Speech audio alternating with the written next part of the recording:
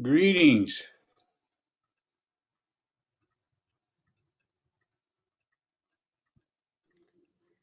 Good evening, Cesar.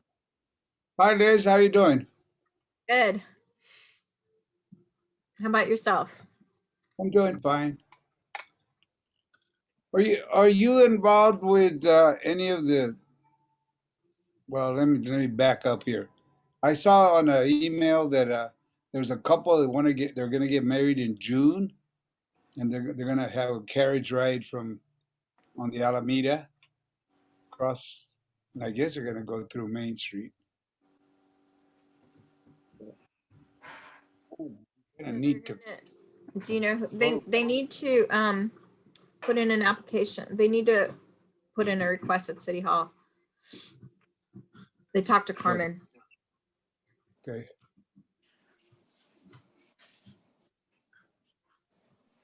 I think it's the Clampers.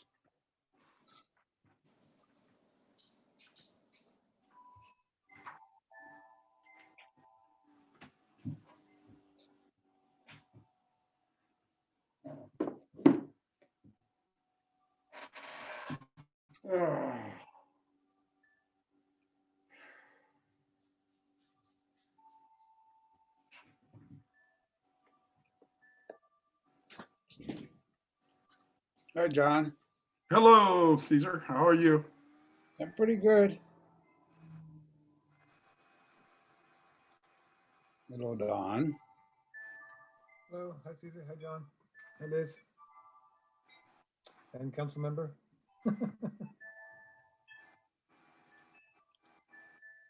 Hey, Trish.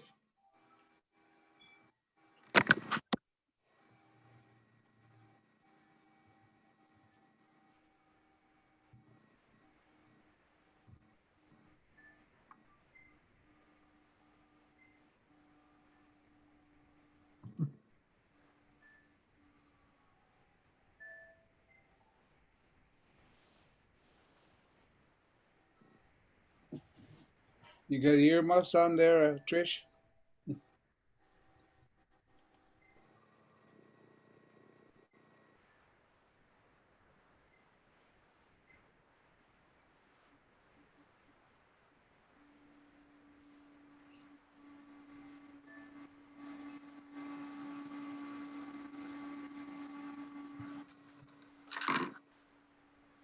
We need to promote Leslie, mayor.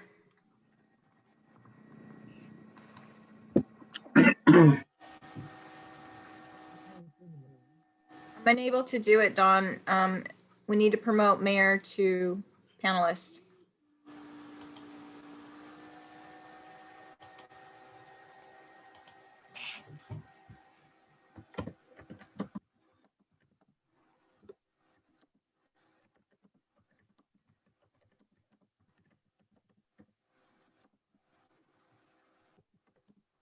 Thank you for promoting me.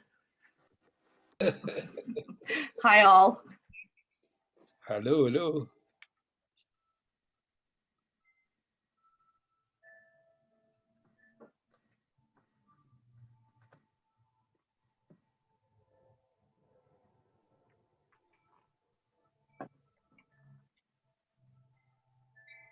Okay, I'm in. I wasn't getting in. Hi, Mary. Disregard my message to you guys.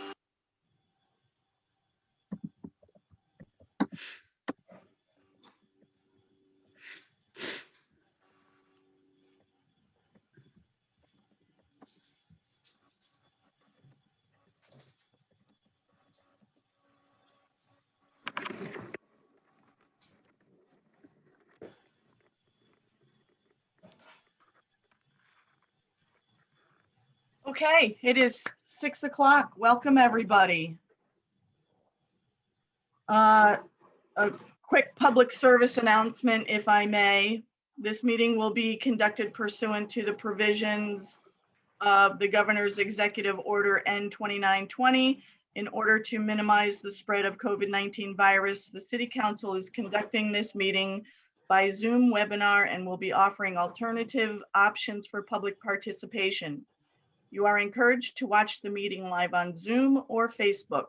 Please follow the governor's orders and CDC guidelines regarding preventative measures and do your part to flatten the curve and prevent further spread of COVID-19.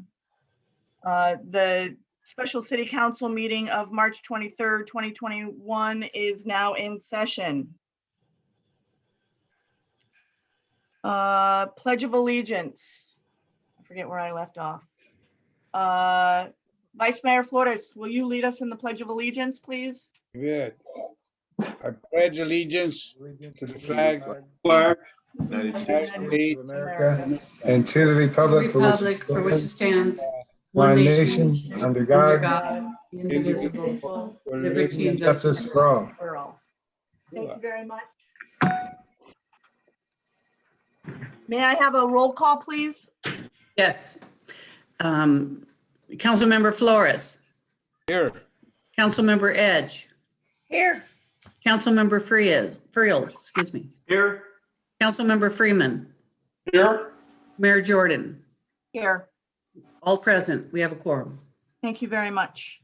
The action item before us is to approve a resolution for the adoption of a strategic plan for fiscal year 2021-2022. This was held over from our city council meeting of March 16th. So we are here to discuss this. Do I have, is there any public comment on anything not on the agenda? Or no, I guess it's on the agenda this evening. Sorry, my bad. So we'll hold public comment for a moment. Okay, so City Manager Don, have at it. Thank you, Mayor Jordan. My pleasure. It's interesting. Monday, I got an email from an associate of mine for many years. And I guess he's working on his master's degree in public administration. And he wanted to know my feedback on an article that he saw from 2015 in a magazine. And I just wanted to share a little bit of that article with you because I laughed when I saw the article because I said to him, you know what? Check out our strategic plan. Check out where our city council is going. So I'm going to share my screen right now. And I hope this isn't too alarming. I tried to dumb it down a little bit. Just make it simplified. So this is an article called Our Local Government Model, It's Broken, So Let's Fix It. And it's from 2015, it's from Municipal Magazine. And this was a depiction of a typical city council meeting back then. And I recall a particular planning commission meeting that I got to watch before I came on board, and it was kind of like that. So it talked about how to fix that, and I'm sharing this with you because we've made so much progress in this direction. Rather than having a complain and fix model, the public is necessary, we've worked hard in the last 2 years on a partnership model, the public is a partner. And rather as a resident, as customer, of course, we have water customers, we do have residents who at times are customers, but they are first and foremost citizens and need to be respected and listened to and treated as part of the solution. So the city is not the sole decider, and that's been my job and my style. I've tried to work with civic engagement as best we can, especially during COVID, to reach the majority on important decisions with our community. So I think the council supported me in that, and we've been successful. And rather than being government-centric, City Hall, let's be issue-centric. What are the issues? So when COVID came to a head, when the water issues came bubbling towards us last year, we became issue-centric, and that really helped me to focus on the city council's most important priorities. And then service as delivery is the sole focus versus building community with service as the focus. So I think we've done a good job at building our community in the last couple of years with service as the focus. So I just wanted to share that this provides a positive outlet for the energy and talents of the public. And I think we've had a number of people now standing up to be on commissions and subcommittees and so forth. And it just shows, hopefully our energy is providing that outlet for new people to become involved in our decisions. And that helps to rid local government of ways of thinking and behaving that are ineffective, like arrogance. I remember Mayor, you commenting about the arrogance of all the city manager candidates you talked to. I'm glad I wasn't on that list. Reduces the stress and anxiety of professional managers and elected officials. So we know that our friends are coming to our council meetings to help us make changes and make decisions together. And that just changes the whole feel of a council meeting and the way we do our job at City Hall, because it makes residents positive stewards of their own neighborhoods. And it just talks about the enormous potential for local government if we're building and strengthening the communities and working together. And so the partnership model, that's our first strategy. And I don't know if that was Cesar's influence on our development or not, but partnerships are so important. So again, these are some of the slides that I reviewed quickly last week. And we know we've seen this one a million times.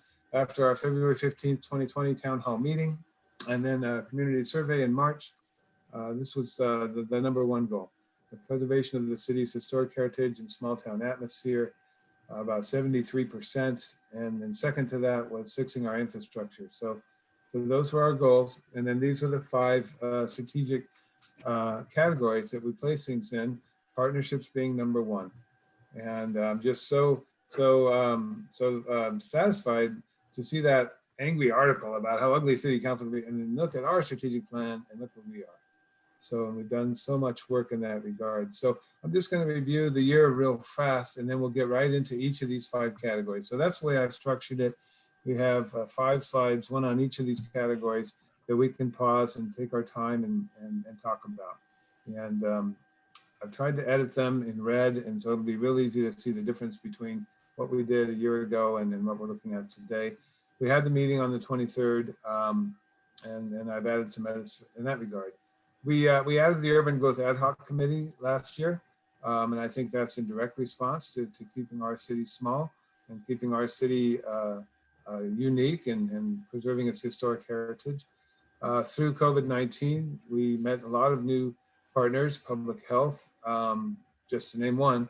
I heard a health official say last week in an interview that before COVID, nobody knew what a public health officer was, and now we all do.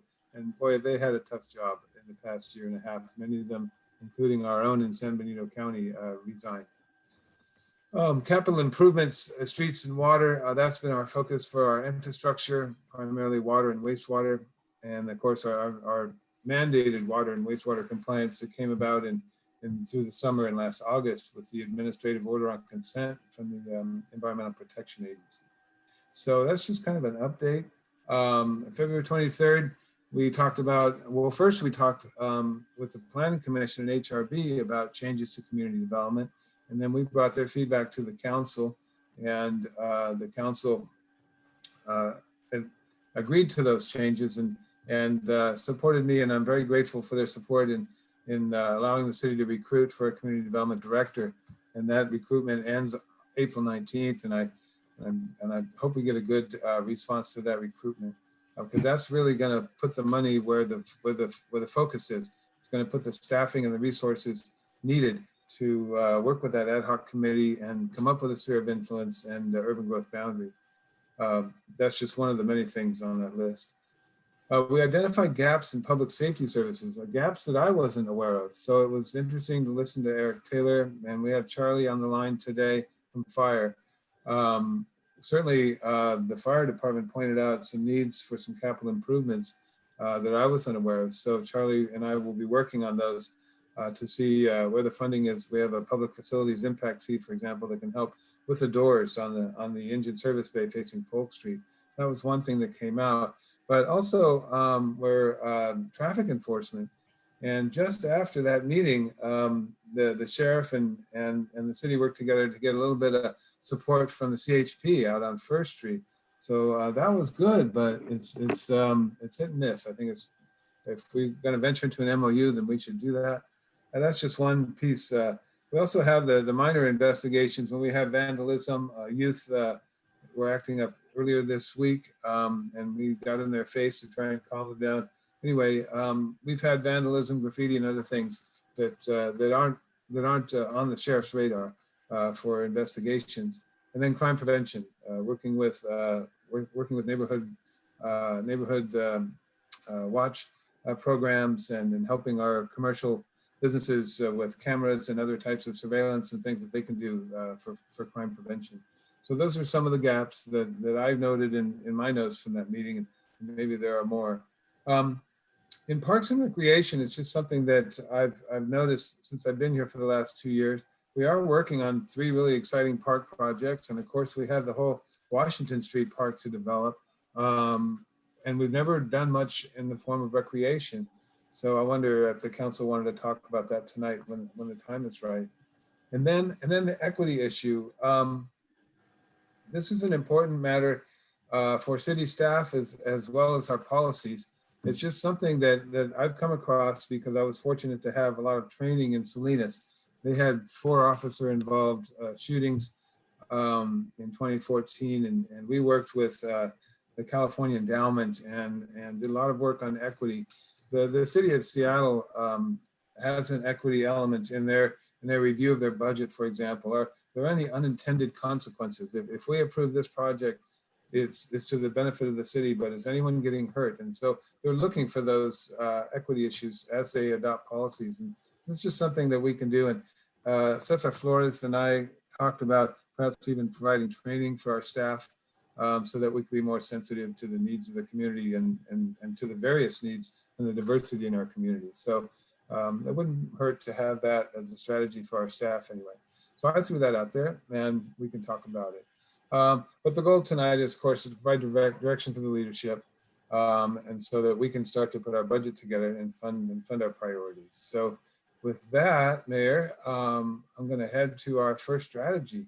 And I only had one amendment to our partnerships because we had a great partnership with CSUMB last year. And I just want to pause and Mayor, and let you have a chance to talk about this strategy and see if the council has any thoughts on this particular strategy. And we'll go through all 5 of them. And in any manner you like.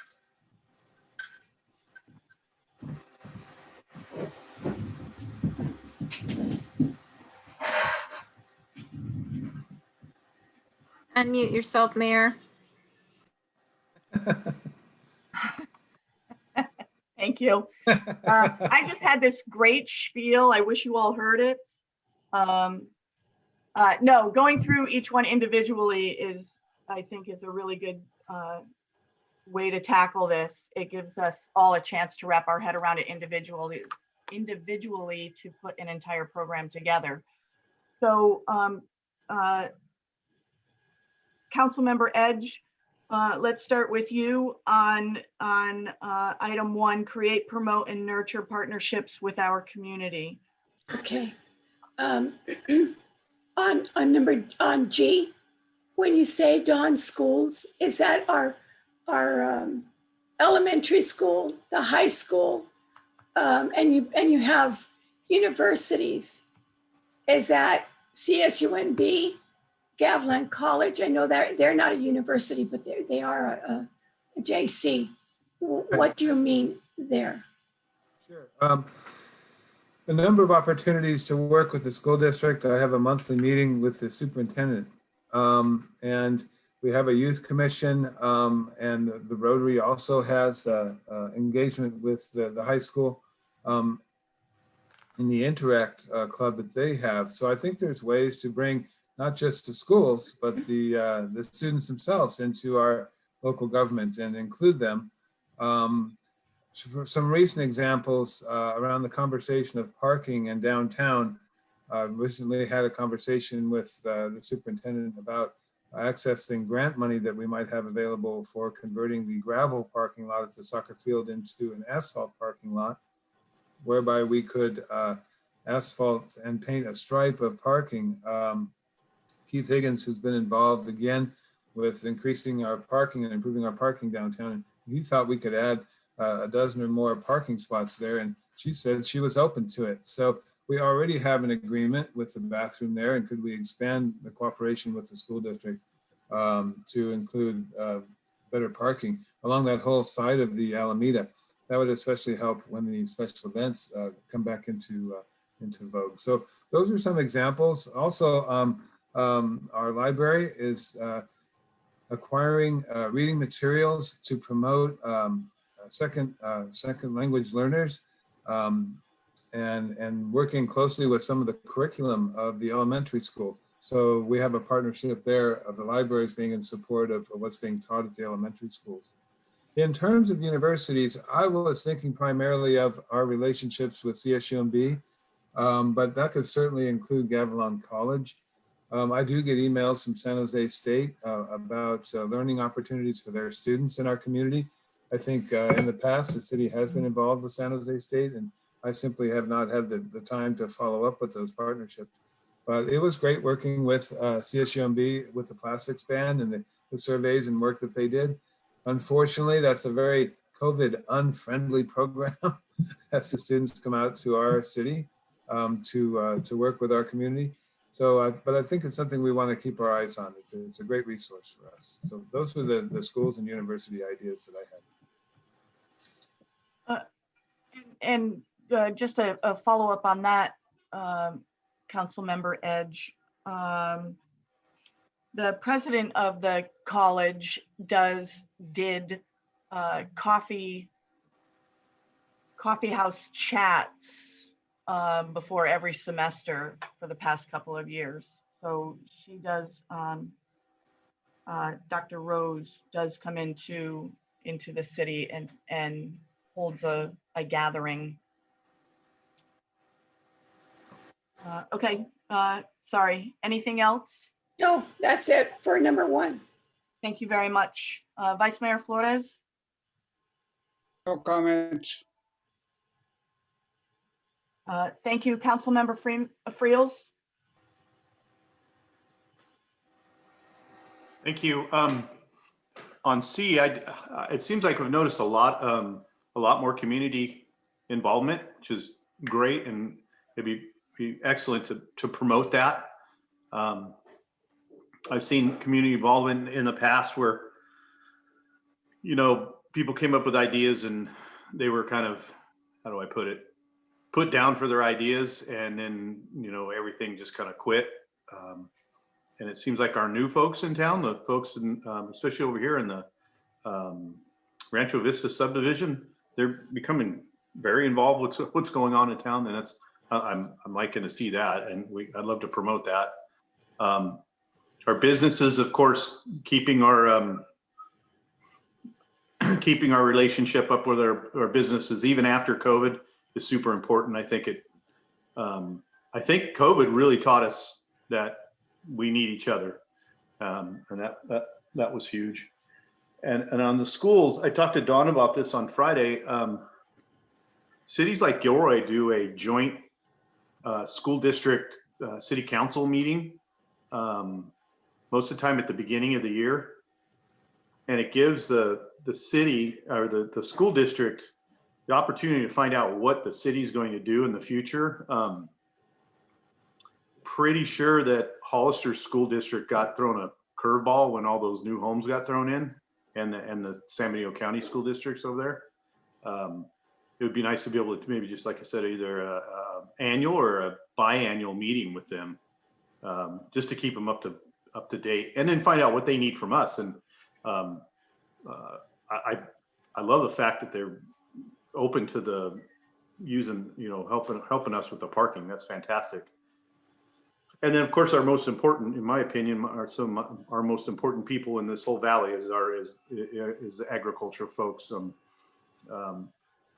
We need to do everything we can to keep them happy also. So, I don't know how many times I see a tractor go down 4th Street. It just kind of makes me smile. So that's about all I have to say. Thank you. Thank you very much. Councilmember Freeman? Yes, thank you. Following up on what Councilman Friels just said, I think we've done a really good job, particularly with the businesses. We've devoted a lot of time and personnel into keeping them alive. And I think, I don't want to just say the city government, but I think the city in total has done a really good job of helping keep these people alive. I know that if I was to talk to one of the owners, they'd say, "Oh, you haven't seen my bank account lately. It's below zero." And I'm, and I really feel for them, but I think compared to other communities where they've had more than half of their businesses just leave and lost, I think we've done a really good job, and I would like to keep that up. I'm really jazzed about having another, I think Don was sounding like he would like to reinstate the relationship with CSUMB with their environmental class, and I think that worked out really well for us, and I think that's a really good thing. It pushed us and it helped them out and learn what the world's like. And the other thing is we probably need to work a little bit more on our support of our nonprofits. And I really don't know what to do about them. I think the Rotary Club takes care of itself pretty well, but some of the others are smaller and more delicate and need some support. I know that we support the what used to be called the San Juan Club or whatever, the San Juan organization, and we would grant them so much money for advertising. And they've been very, very, I think, very effective in promoting our city, and I'd like to see more of that. But that's it for now. Thank you. Thank you. Thank you very much. Yeah, I'm digging the partnership that we have with CSUMB. Don and I actually got to join them and chat with his students, which was super cool. And having the weekly business meetings has enlightened both sides of the table on where we are and where we need to be and what their needs are. And I think we have a really good working relationship with them now.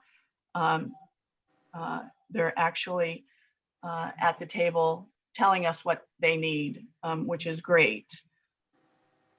Town hall meetings have been going really well. Don, you mentioned the Youth Commission, and I haven't heard anything on the Youth Commission in a really long time. Where are we at with them? Is there still one?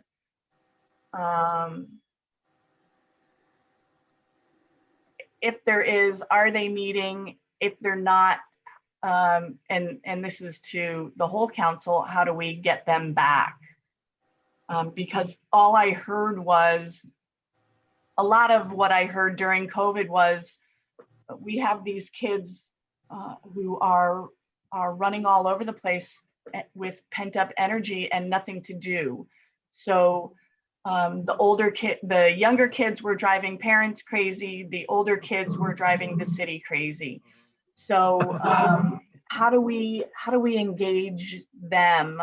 How do we engage them? And I know that Rotary has Interact, which is a phenomenal group, both Rotary and Interact, but school didn't happen. So I'm guessing Interact didn't really happen. I don't know if extracurricular activities happened at the high school level.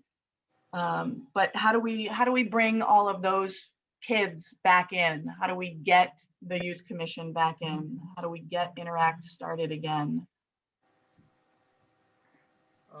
Mayor, I think we're kind of starting over because, as I recall, they haven't met since at least, I don't know if they met at all in 2020, maybe once. And a lot of those members may have graduated by now, right? We had a lot of juniors and seniors in high school. And so they have either graduated last year or will be graduating this year. So it's a chance to reconvene and reconsider that. And then when I joined Rotary a year or so ago, here they are with this great Interact Club. And I Mhm. thought, is this duplication? Could we work together on that? And I know Cesar's involved with Rotary. Maybe he has some thoughts on that as well. But I think there's great potential. They used to help with the health fair, right, at Abbey Park, and they had special things that they like to do. And we were ready to buy them sweatshirts and T-shirts so that they could swag around town as youth commission members. There was a place for them, and the COVID they kind of fell off the tree. So it's time perhaps to bring them back. That's why I brought it up. Cool. And do they have their own bylaws? And so we would, I guess, where do we start? With whom do we start with? With whom do we reach out to? I think we would first confirm that any of the past members are still interested in remaining on the youth commission, and then see how many vacancies we have and re-recruit. And then they have bylaws that would help them to form a governance, and we would come up with a chair and a secretary, et cetera, and move forward. Perfect. Okay. Yeah, I'm liking this reboot. 2021 reboot. That's why I look at it. Okay. Any other further comments, questions, concerns on one before I go to the public? Okay, great. Thank you very much. Really good input.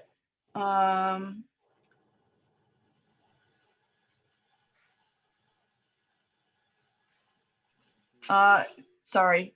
Do we have any comment from the public? Any public comment? Rochelle has a comment. Rochelle Egan with her hand raised. Thank you. Go ahead, Rochelle.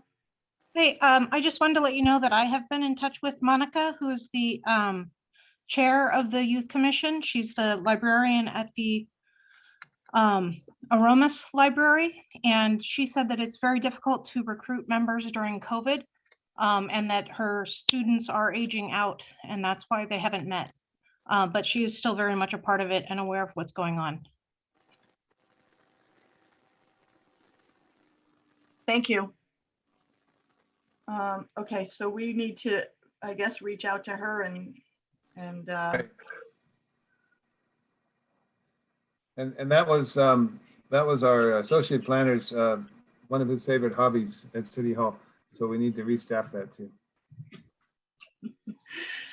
um, I'm Talk to willing him to help today. in that area since that's my area for Rotary Youth Interact? Services, and Interact is under my belt. Yeah, so Okay. we haven't started. There hadn't been anything happening, but there has to be Don Boyce has to turn it over to me, but I'm in charge of it now. Okay. Cool. Very good. Thank you. I love that we're on several different nonprofit community clubs here. Clubs, I guess. Don, you said something about Washington Park. Was that We the have a Franklin Park? vacant- No, there's a vacant parcel between Lang and Washington on the Oh, south right, side of the freeway. right. That was going to be a giant dog park if we let Bob Quaid have his way. So we need to. Right. Oh, that's right. That's when the strategic committee was meeting. Right. Yep. Right. Yep. So we want to keep that on our Okay. radar. Here you go, Bob. What we learned recently is the state, and Rochelle knows this better than I do, but the state has a map to determine if your need for a park site is eligible for state funding. And so there's a big pot of money recently on the board, and parks downtown are not eligible in our community because they insist on the state park as being a park. And it's really, in our eyes, more of a museum and open and controlled by the state, and you have to pay to get into it. It's just way different than Abbey Park or our community parks. Yep. So we petitioned and tried to get that removed, but they wouldn't allow us to. So it meant that that park money would be eligible for parks outside the city or further from the. Lost you guys. So. Okay, Oh, am I cool. going in and out? Okay. You're back in. Okay, would this be a good time to call, did you say, sorry, I don't have my list up of who's on. Charlie's on? Is this a good point for Charlie to come on and chat with us about our partnership with? I'm on.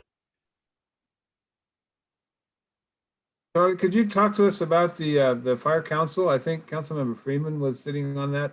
I know that they're still very active. Is that something that we need to pay closer attention to? The Fire Safe Council, that's usually handled by CAL FIRE. And I found out the more involved I was getting that it's a more of a CAL FIRE and the SRA entity stuff is it, but their overall goal is fire prevention in the wildland area. And that whole canyon area is the state responsibility area, not the local responsibility area, even though we do go there, but that's their primary area of responsibility. So as far as getting grants and everything like that, you know, it's usually the state that gets that or the Fire Safe Council. Okay. The Fire Safe Council that's there is actually responsible for the whole county, not just San Juan. So they represent, even though a majority of them are from there, they represent the entire county. And we've tried to tell them, hey, you guys aren't just San Juan Canyon Council, you're a San Benito County Council, so you have to do the overall good for the whole county. Does that make sense? Sure. Yeah. I don't know if that answered your question or was there anything else? In terms of partnerships, are there other partnerships that we need to know about as far as emergency response or fire prevention or? I mean, as far as emergency response nonprofits, maybe the ham operators that came up in the counties because a lot of them are in the Fire Safe Council, but they also work for San Benito County Search and Rescue. And they'd be, if radio and communications go down, they'd obviously be the ones that we want to be utilizing to get our communications back up, because if everything goes down on our part, all we're going to have is the ham radio operators. Right. They attended one of our meetings a year ago, did they not? In person, live and in person? Who was that? They wanted to promote CERT training, Charlie. Do you remember that? The CERT That's training? right, that's right. Yeah, CERT, and then CERT's handled through the county, so the county will make sure that we get through that. That's a county based through OES, and that hasn't quite gotten up, but we could kick that in. I mean, that's our governmental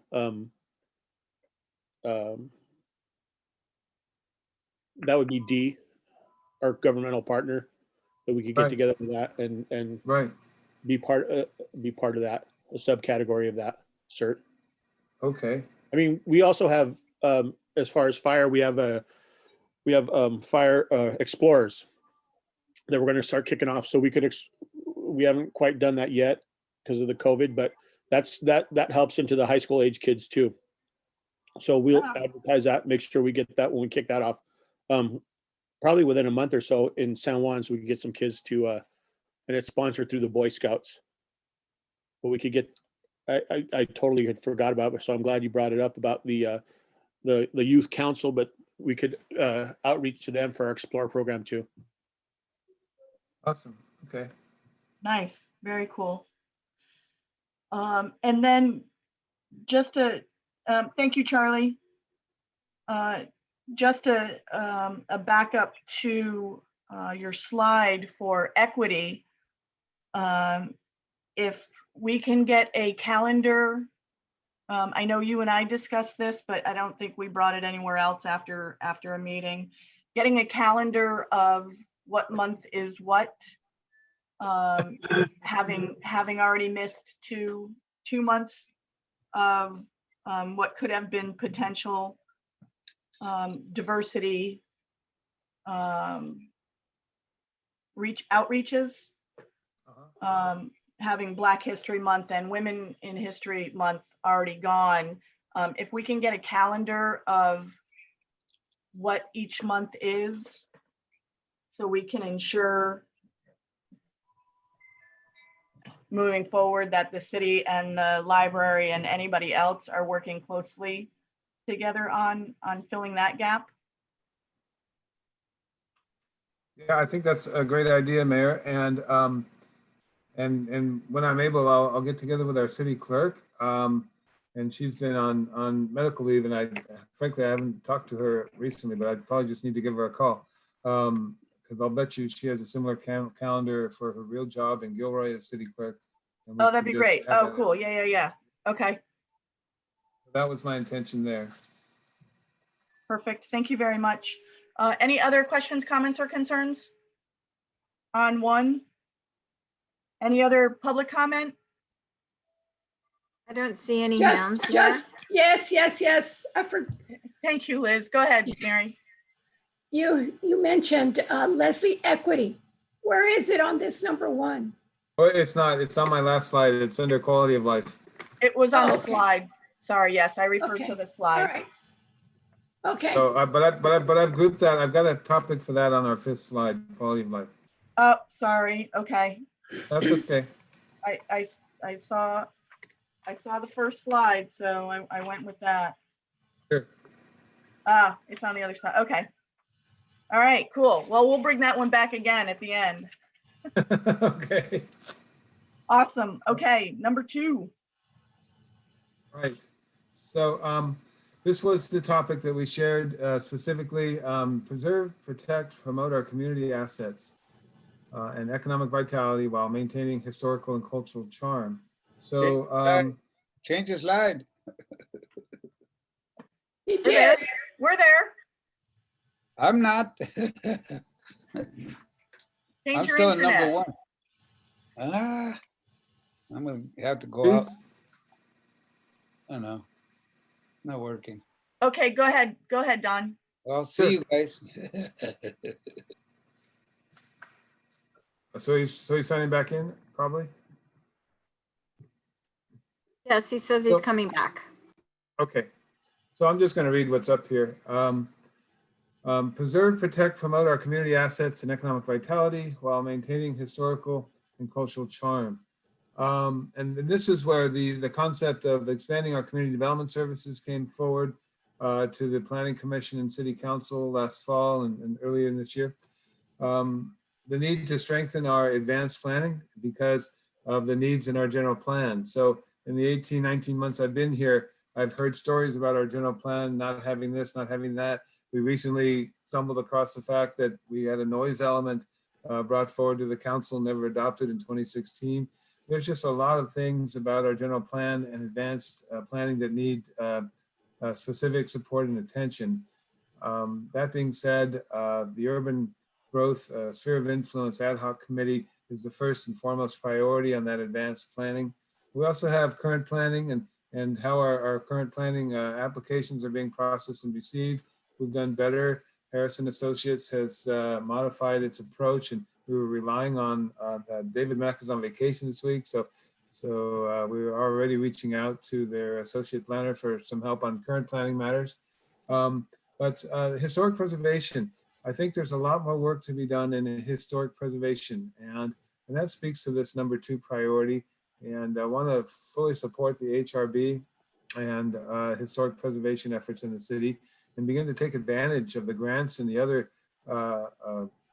programs that are available to us out there. I think that's something we've been missing the boat on. If you don't go after it, then it just goes right past you and you don't take advantage. So I think the historic preservation is key there.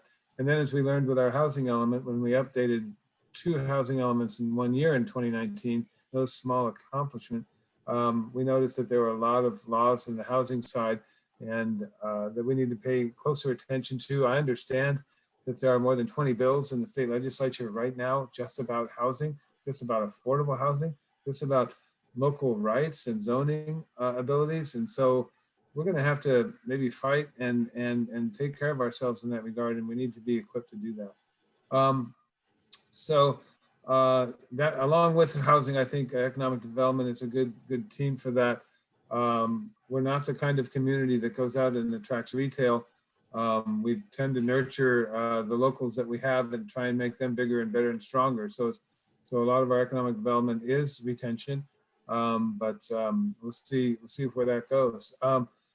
But creating a spot for it and putting it on the org chart is the important part. And then a climate action plan is something that cities have adopted to make themselves eligible for state funding to reduce greenhouse gases and to be a more sustainable city.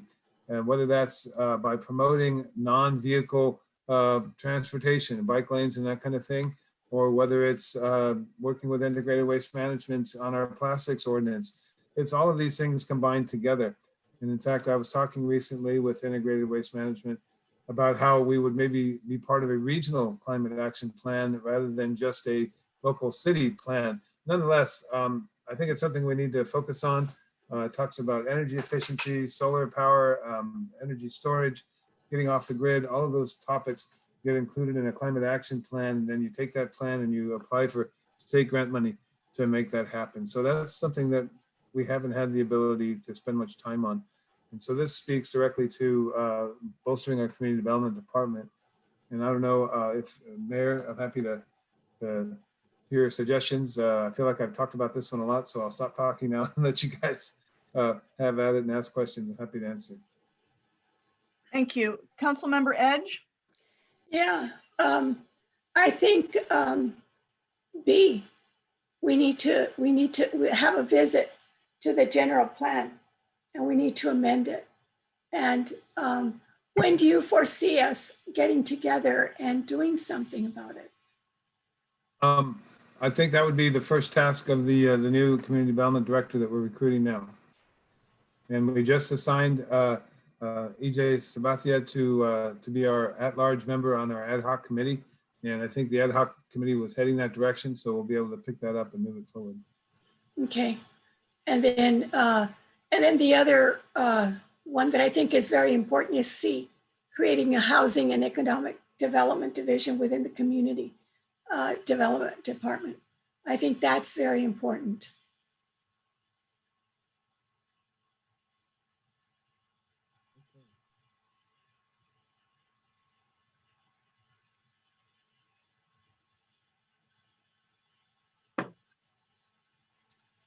Thank you very much. Vice Mayor Flores? No comments. Councilmember Friels? Thank you. On B, amending and updating the general plan. The general plan was updated, what, 5-6 years ago? In 2016, 2016 supposed to be done every 5 years. Yeah. Does it really have to be done every 5 years? Is it I didn't think it needed to be refreshed. That if there's nothing wrong with it, we can run with it. But I could be wrong on that. And then, yeah, we need to. That's important. We get this urban growth boundary. Mary, I don't know if Mary knows she's been on the board, but for the rest, yeah, we've got to get that done. And then on D, on the climate action plan, something I'm kind of thinking about bringing to you all is a electric cart ordinance for town. There's about 6 cities in California that allow electric vehicles. And I'm not talking Teslas, I'm talking, the golf cart style vehicles. And the more and more I talk about it, the more and more I'm hearing a lot more people are really in favor of it. And we can put 3 golf carts per parking spot in downtown if we back them in. So it may be maybe just something I don't know if it's a pipe dream, but I know it's cities like Lincoln and some of the Southern California cities have them, and it seems to work out great for them. And nice part about San Juan, none of our roads are over 25 miles an hour. So that's kind of the threshold for those electric carts in most of those cities. So just something I'm thinking about. So it may be coming to a meeting near you. Thank you. All right. All right. Thank you very much. Councilman Freeman?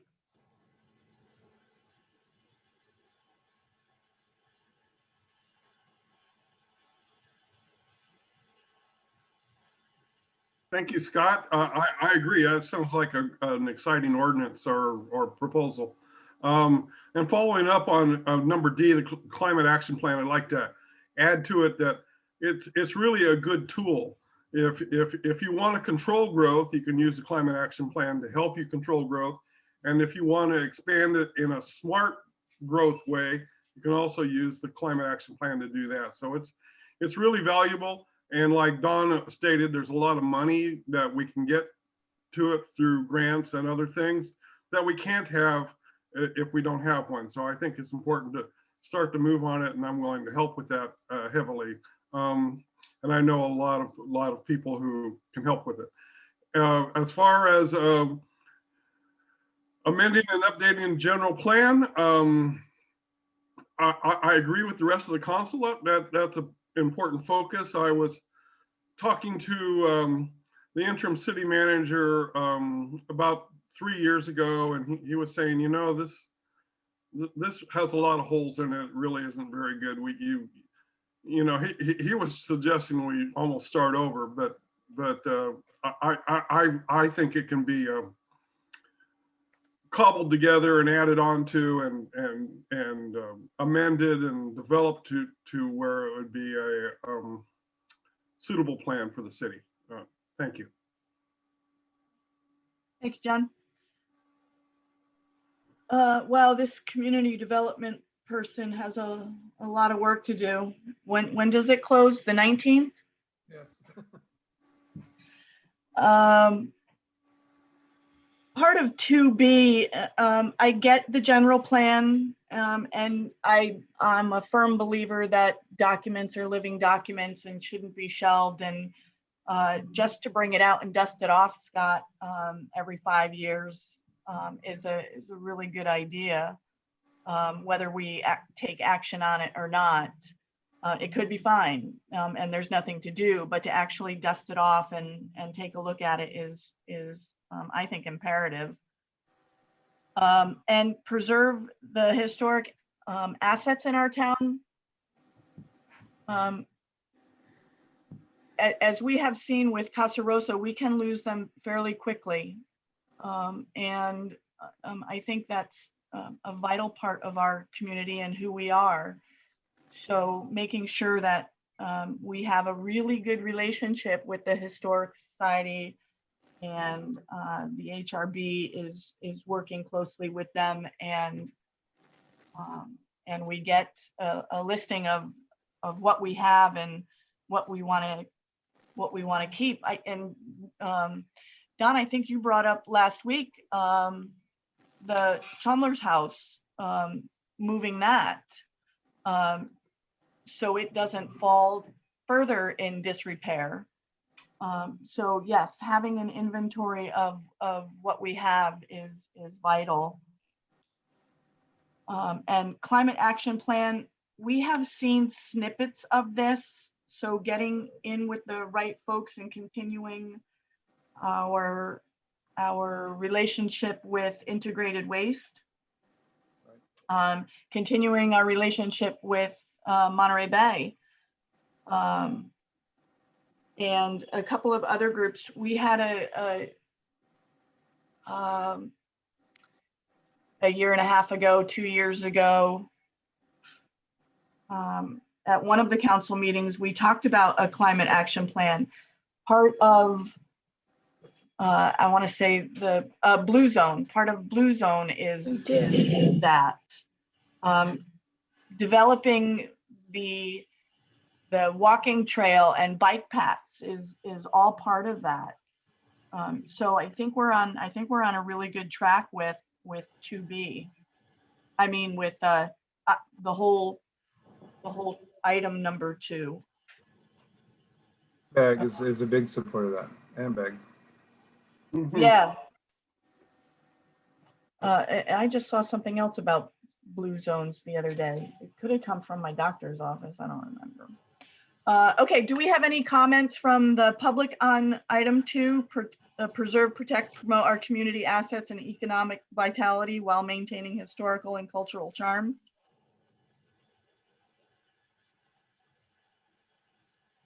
I see no hands, Mayor. Thank you very much. Our weekly meetings on Wednesday with the with the downtown merchants, and parklet permanency will come into place with historical and cultural charm as well. Okay, City Manager, you're up again. Invest, maintain, strengthen, plan, and renew our vital infrastructure, number 3. Sure. Just one more quick footnote on number 2. I'm sorry, I should have brought it up sooner. Go ahead. As establishing our sphere of influence, because it hasn't been brought forward to LAFCO. Oh, yeah. It's- Oh, That is a huge amendment that's needed in our general plan. So I didn't want to overlook the importance of establishing a new sphere of influence. So if we don't do anything with the general plan, let's get that sphere of influence in place and et cetera. So anyway, I didn't want that to go unstated. do we have, now that the group is whole, do we have a meeting scheduled? Are we back on track, or are we waiting for our new assistant city manager? Well, where at least I'm on vacation next week, city council. That's right. Yep. And my planner's on vacation this week. So I do need to get together with Mr. Sabathia and give him an orientation and get him up to speed. But so maybe a couple weeks. I don't know that we need to wait until we have a new planning director, because it'd be good just to get the group together and start moving forward. So, Okay, so, cool. but it's a Thank you couple very weeks. much. Okay, thank you. Okay, 3. I amended a little bit because I thought it was kind of redundant, but this is about our infrastructure, and not just our infrastructure, but our vital infrastructure. So that has to do. We have our water master plan, we have our wastewater master plan, we have our pavement management plan. These are all things that we put in place in the past year or so to help us manage and maintain our infrastructure. And we are also working on a grant that focuses just on that trail system and open space and connecting all of our assets together. So at the bottom, I tacked on the active transportation plan that we'll be working on. And all active transportation is a fancy word for no cars. So walk, crawl, ride a bike, but don't use a car. So cars, and maybe even golf carts are passive transportation technically. The stormwater facilities have never had much attention, so we need to work on a stormwater plan. And we don't have a plan for our facilities as far as maintenance goes and preventative maintenance. So those are all things that we could work to improve on. But I think we talk about infrastructure a lot at the city council, and I know Scott had some questions about the pavement management plan. And if I didn't do it justice, Scott, why did we pick those 6 streets to work on first? I don't have the city engineer here today, but I can try my best to talk about the pavement management plan if you would like more details on that tonight. So otherwise, Mayor. Thank you very much. Councilmember Edge?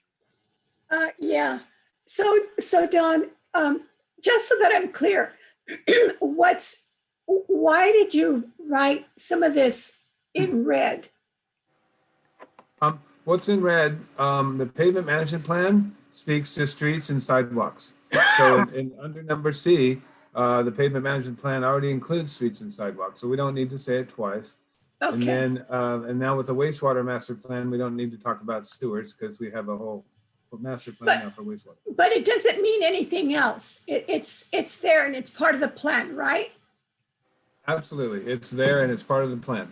Okay. Yeah. All right. And then on E, F, and G, they're struck out. Why? Struck out because they're included in the more comprehensive plans listed in B and C above. So the Okay, streets and sidewalks are part of the pavement management. I know All it right. says pavement, but it's about Okay. streets. Okay, good. I get it. Just trying to understand it. Sorry, I really, no, that's okay.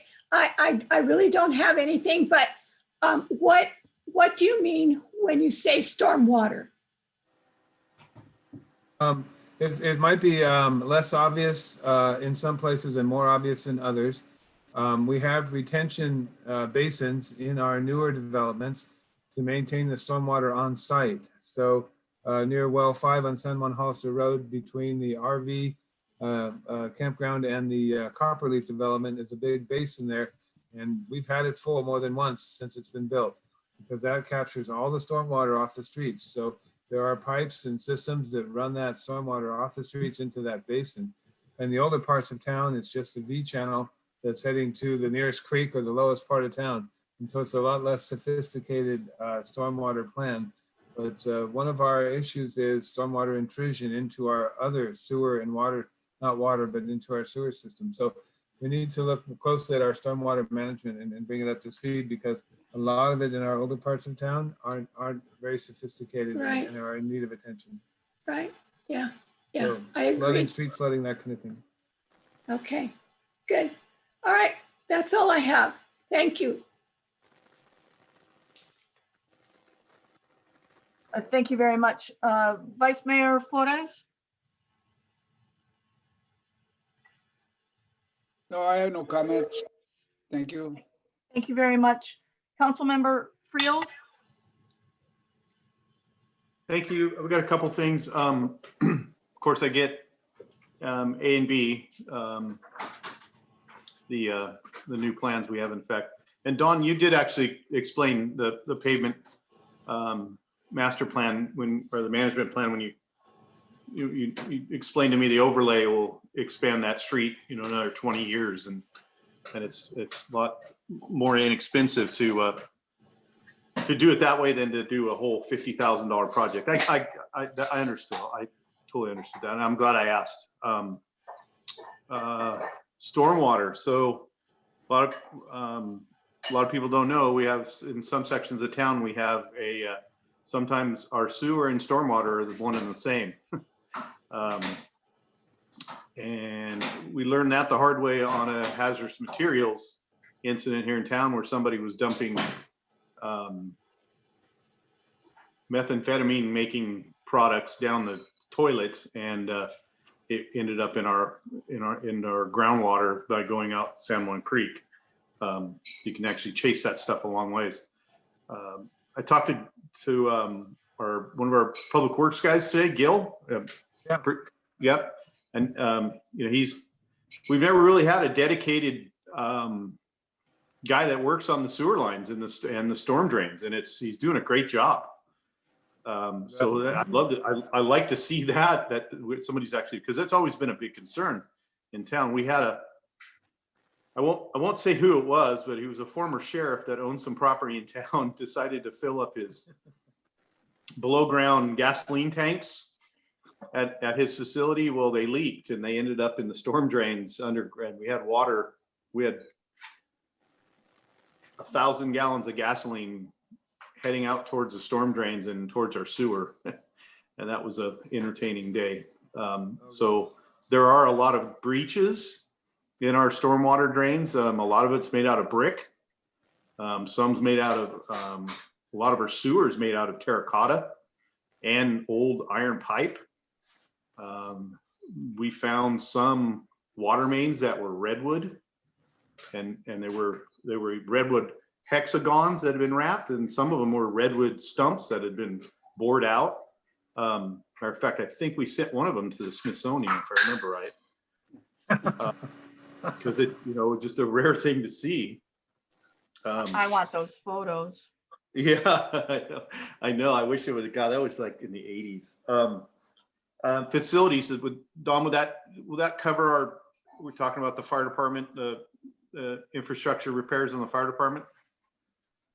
Yes, but also if we have a 50-year roof on City Hall right now, we need to put $5 aside for the next 10 years so we can afford a new one by the time it deteriorates. So we have a facilities replacement fund that we need to make sure is adequately funded. So instead of, if we have general fund reserve at the end of the year, maybe we put some general fund reserve into the facilities replacement fund and other places, so that if we have something major happen in a facility, we have the funding readily available. That's awesome. That's probably one of the first times I've heard that done in this town for quite some time. So that's huge. And then I know they did some work to the fire station. We were talking about the apparatus bay doors. Are you talking about replacing the big heavy wooden doors on the Polk Street station? Is that what the plan is? Yes, that's what we heard on the 23rd when Chief Del Campos, Martin Del Campos was presenting. I didn't realize in talking with, I think it's Battalion Chief Dover, if I have his title right, was talking about a 2020 plan to replace those doors because of the new apparatus we're buying. So we're waiting delivery on some new apparatus, and we have to have the doors functioning properly, or that those vehicles won't be able to come and go as they need to. Okay. But yes, we did some plumbing, we did some HVAC, we did some fire station repairs in the last 12 months.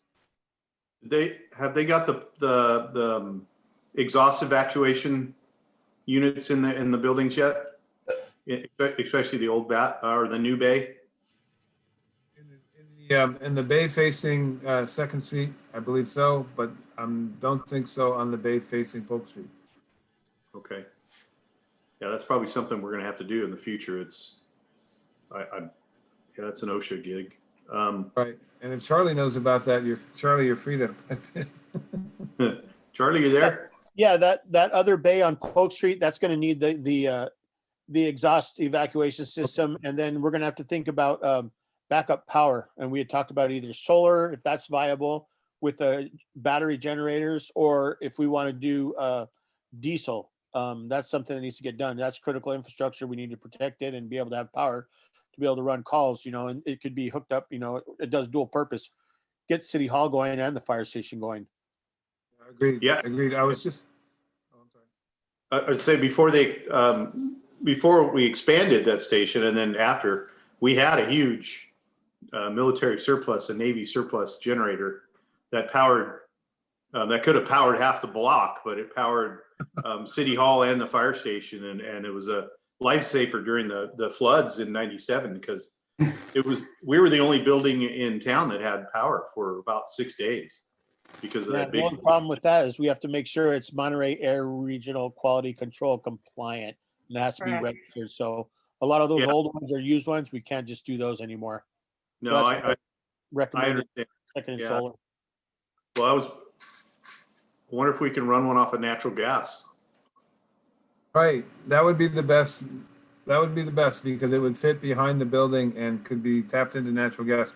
And then you actually get dualies. You get them running on both, so that if an earthquake were to damage a gas line, you could come in with diesel at least and fill it up.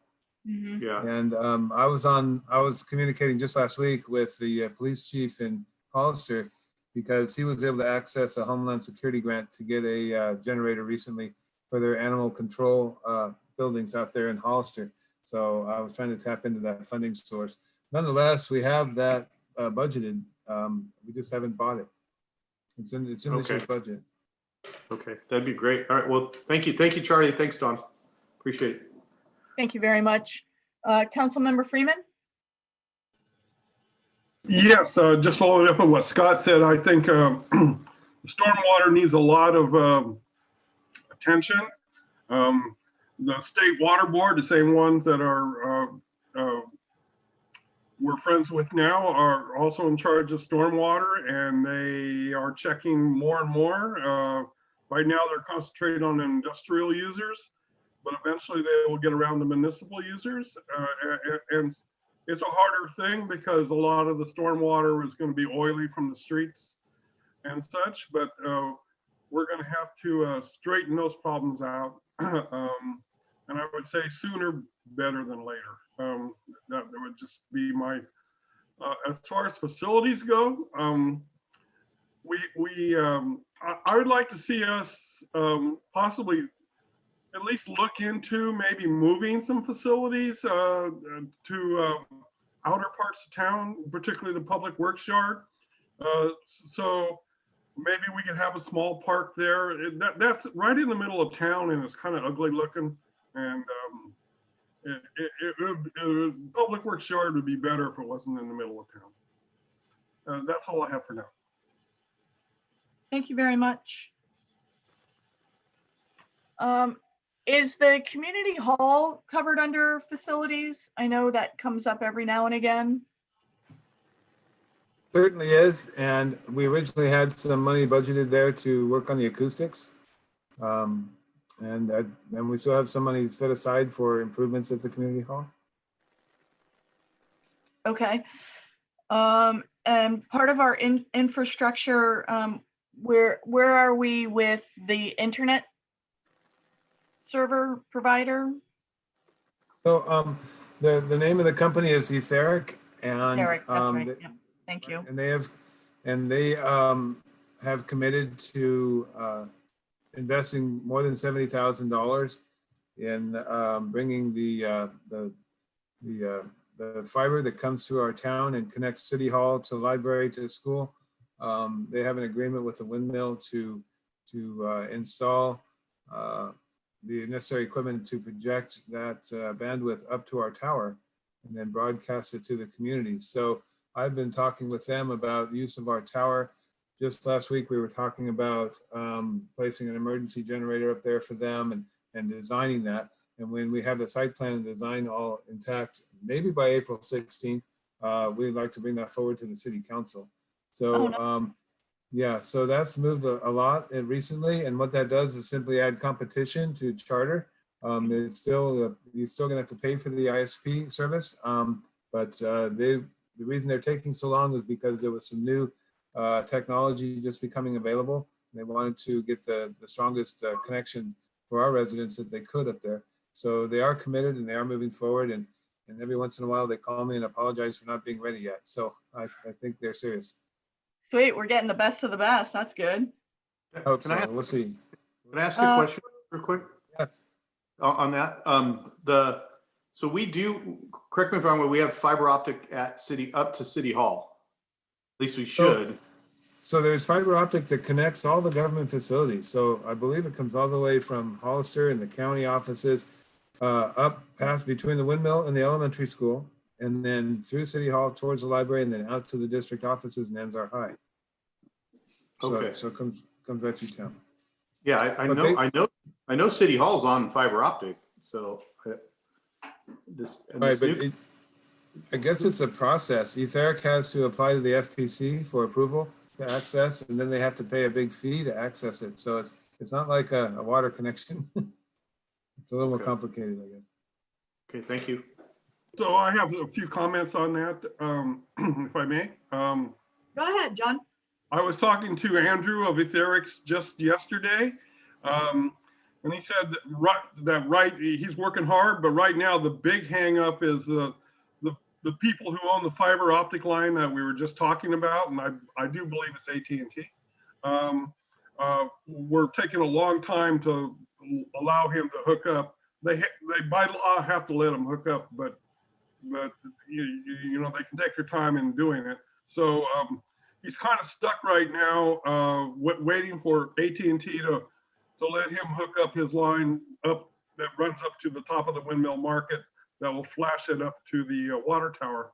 So hopefully he thinks by the middle of April, he might be, like Don just said, he might be ready to go, but we'll see. And I am looking forward to it. I think it'll be a great competition for Charter and help keep our prices down. This is also an issue that is big on the equity component that Don was talking about a half hour ago.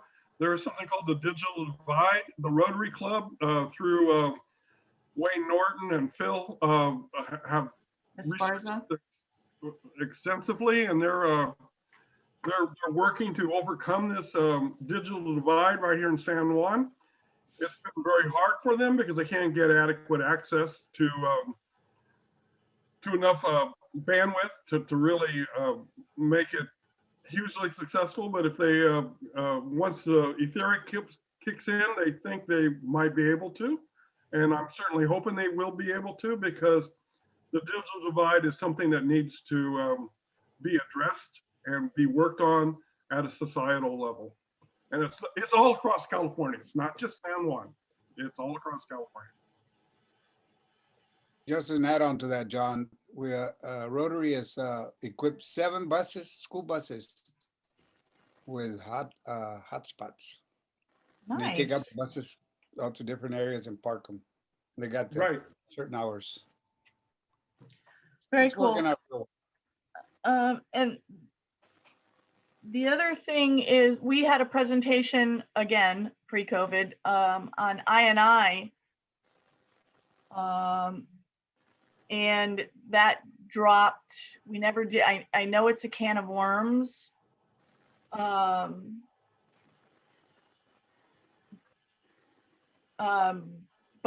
I mean, the way Scott was talking about the Redwood sewer lines, which I'm totally excited about. Smoke test, yes. the smoke Yeah.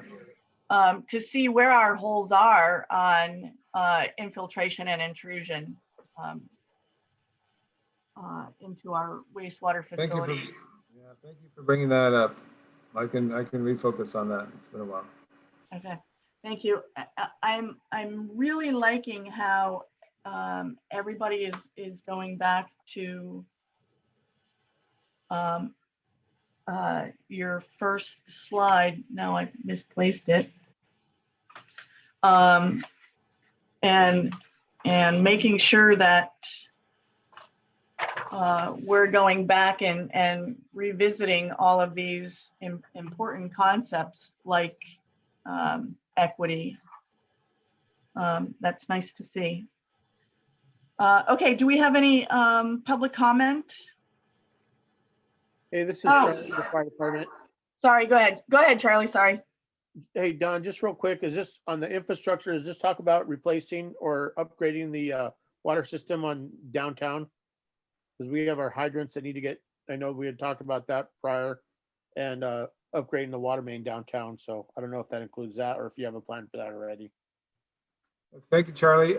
That's in the water master plan, and I would have to break it open and look at it and see where it sits. I did see that on prior capital improvement lists from like 2018 and 2019. So let me bring that up with our city engineer, and we also we managed to keep Akel and Associates on retainer as we work with these projects moving forward. So I can go back to Tony Akel and ask him about that. So I've made a note of that. So let me find out for you. And also we were talking with our downtown merchants about a big 10-year plan of how to rebuild 3rd Street. And that was one of the main focuses. What do we do with the aging infrastructure underneath? And if parklets will be permanent, they're kind of the cherry on top of the sundae. We have to rebuild, you know, the whole thing, and then the parklets go on top. So we're looking at an RFP the first of the year to look at a super plan for downtown that rebuilds it from the bottom up. Of course, community engagement is key to that. So anyway, that's part of that concept too. I guess my concern, Charlie, is the urgency, and that we have 4-inch lines, and we need to. This has been a problem for some time, correct? Yeah, you know, it's new buildings are coming in. They're having a hard time connecting to their connecting to a sprinkler system in there, and they're having to go back longer to the like 2nd or 1st Street. Besides that, so it's just, I hate to say it, a time bomb for downtown waiting to go. I didn't mean the water system. Does that fall under the pavement management plan or the water master plan? Part of Because the water master plan.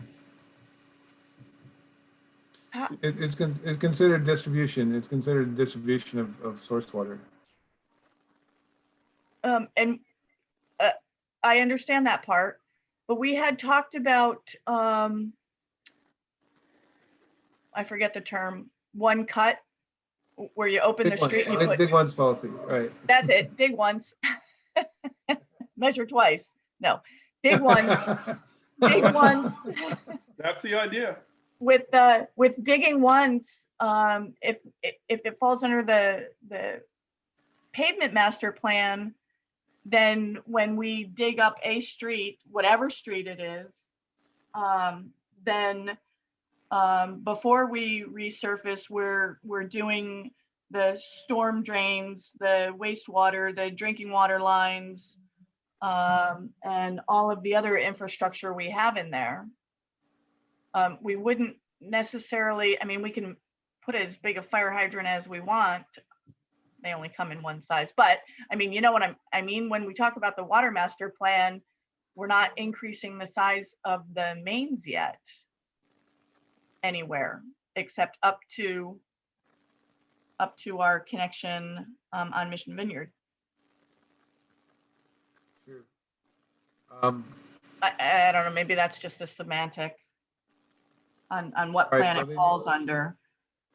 But Charlie, I'm totally on board with, because we do have old structures that we need to make sure that the next one doesn't go up, and to provide enough flow and pressure for the new buildings. So I do get that. And then I like the Third Street super plan. And that's going to be paved with permeable pavers, right? Did we decide that for Leslie? And then one other thing before we move on, active transportation plan. There was a conversation once upon a time about a walk around the soccer field and all through town. Is that still moving forward, and bike paths out to wherever and from here to there? And So, right, so we used the strategic planning committee's work and highlighted it and compared it to the general plan and submitted a very strong application to Caltrans, and we're awarded $200,000, and that contract is signed and ready to go. Marty Brown had brought that forward towards implementation, and then she got a permanent job somewhere else. So, so that's on my list with the new community development director. cool, awesome, yay. Cultural heritage plan with signs demarking different areas in the town as you're walking, et cetera. Yeah, that was a great idea, and we haven't lost sight of that. Nice. Thank you. Okay, we are moving on to 4, promote public amenities. At our Tuesday meeting, I provided the council with the status and some of our work on our parks. Our Franklin Park is now 50% designed. We just got those March 15th. So within just 6 weeks or so, it'll be ready to go out to bid. So that's really exciting. Veruti Park restrooms are also been assigned to an engineer, and we're identifying the utilities and other things needed to bring in some prefab restrooms at Veruti Park. And then, of course, the Love Park Master Plan was a special meeting a few weeks ago that we were engaged in. We just spoke of the trail system, the active transportation plan, they're the same. Sorry. And then the recreation, pickleball. They were playing pickleball in the community hall, obviously not this year because of COVID, but are there other programs, especially youth recreation, that we can help support and promote? And then, of course, the cultural arts and activities. I heard a great idea of bringing the docents on that first Saturday of the month down to 3rd Street, not just hang out at the State Historic Park, but have them circulate through 3rd Street and then back up to the park, and ways of integrating some of the things we're doing with our partnerships with the state parks and others. Then it just occurred to me, some cities will actually have a subcommittee for parks, recreation, and library. There would be a Parks and Rec committee. If the council thought it was worthy of that, I just threw that out there as maybe not this year, but in the future, head towards a Park and Rec library committee where the community could get engaged specifically in parks and recreation library activities. So those are my thoughts on promoting public amenities. And of course, when we promote our tourism, we're also promoting our public amenities, our historic 3rd Street. And maybe I'm missing something there. There could be other things.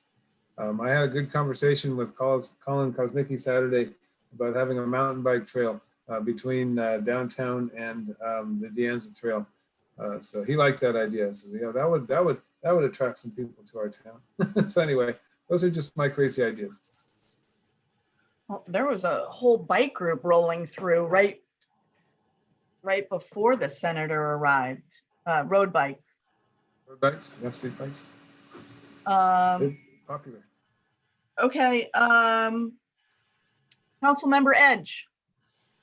I I don't really have anything, but I do have a question, Dawn. What happened to the dog park? Right, that should probably be added to this list. The dog park was that park to be developed on Washington Street.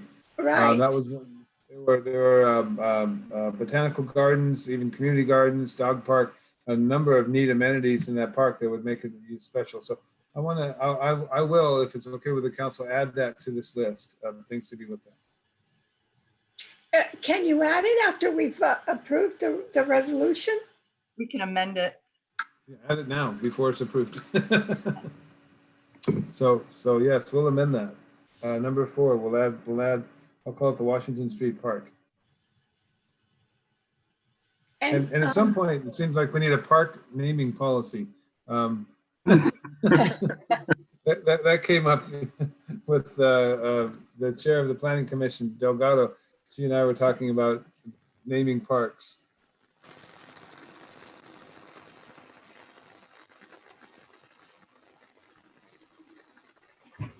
Anything else, Councilmember Edge? No, that's it. Thank you. Thank you very much. Vice Mayor Flores? I was just wondering if there's any way we can put Teatro Campesino here somewhere. You know, at least to address it. Cultural we have arts and activities? Cultural activities, cultural arts, it's all Yep. there. Yeah, but if you could at least list it. Sure. If that's the council's pleasure. Clarification.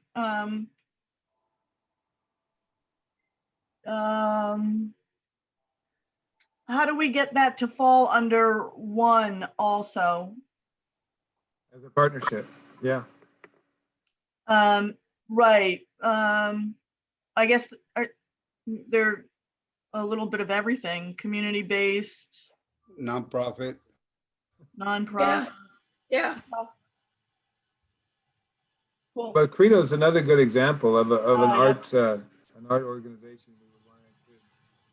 So we can add art to number 1, and then actually add Teatro and Credo down to number 4 here.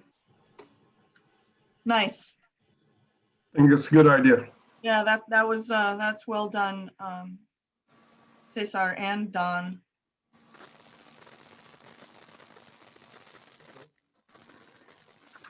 Thank you.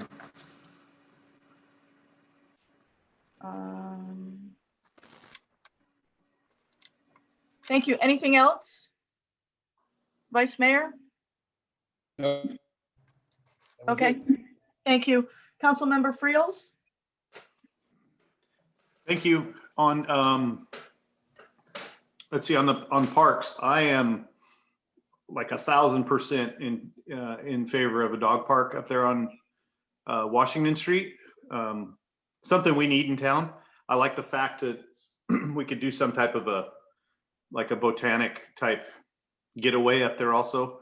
The city of Sonora and Sonora's Rotary partnered up for a dog park in Sonora over by the county buildings. And it's a really nice dog park.